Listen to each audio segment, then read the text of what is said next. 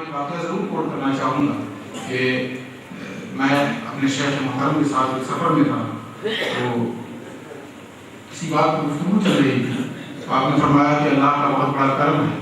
کہ اس نے علماء کی صحبت مجھے عطا فرمائی۔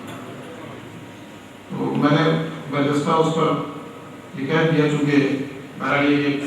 فطرت میں شوخی داخل ہے، تو میں نے کہہ دیا کہ حضور علماء کیا، یہاں آنے کے بعد ہم جیسے علماء کو اپنے جہل کا اندازہ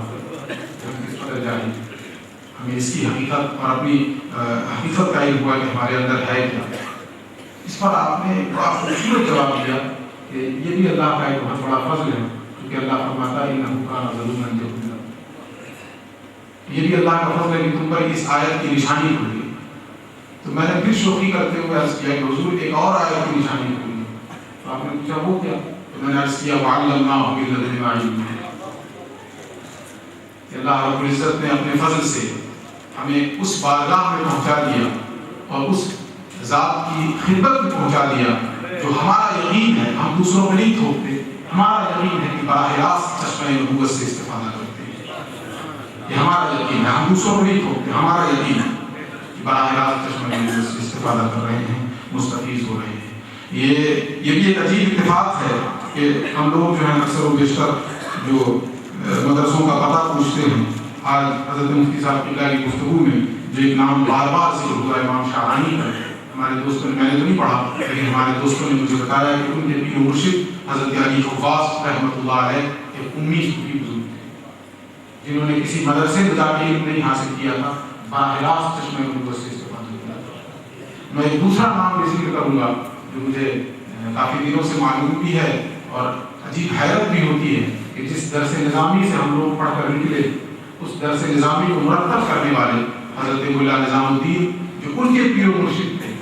حضرت مولا نظام الدین فرنگی محلی کے جو پیر و مرشد تھے، وہ بھی حضرت شیخ عبدالرزاق بانسری رحمۃ اللہ علیہ، وہ بھی انہی بزرگ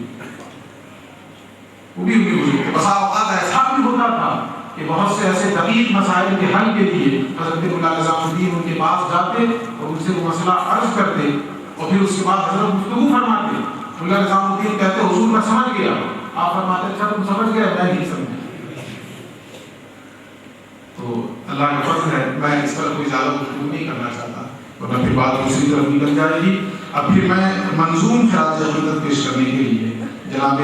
حیدر رضا صاحب کو زحمت کلام دے رہا ہوں۔ ان کے آنے سے قبل پھر یہ چند اشعار اپنے شیخ کی بارگاہ میں نظر کرتے ہوئے پڑھتا ہوں کہ تو امیر حرم میں فقیر عجم۔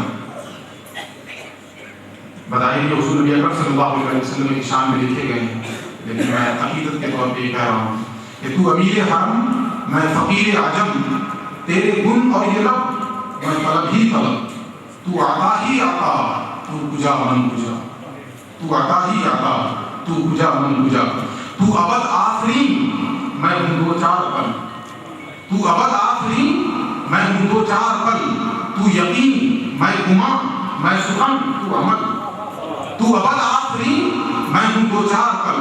تو یقین میں گمان میں سخن تو عمل، تو ہے معصومیت میں نری معصیت، تو ہے معصومیت میں نری معصیت، تو کرم میں صفا تو کجا من کجا،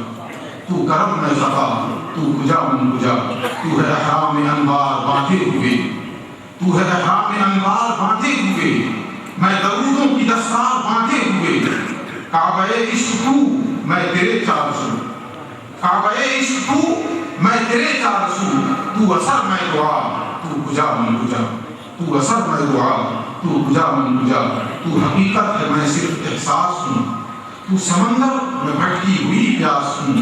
میرا گھر خاک پر اور تیری رہگزر، حضور نبی اکرم صلی اللہ علیہ وسلم کی شان اور مقام و مرتبہ کہ تیرا گھر خاک پر ہے، معاف کریں گے، میرا گھر خاک پر اور تیری رہگزر، سدرۃ المنتہا تو کجا من کجا، سدرۃ المنتہا تو کجا من کجا، میرا ہر سانس تو خون نچوڑے میرا، تیری رحمت مگر دل نہ توڑے میرا،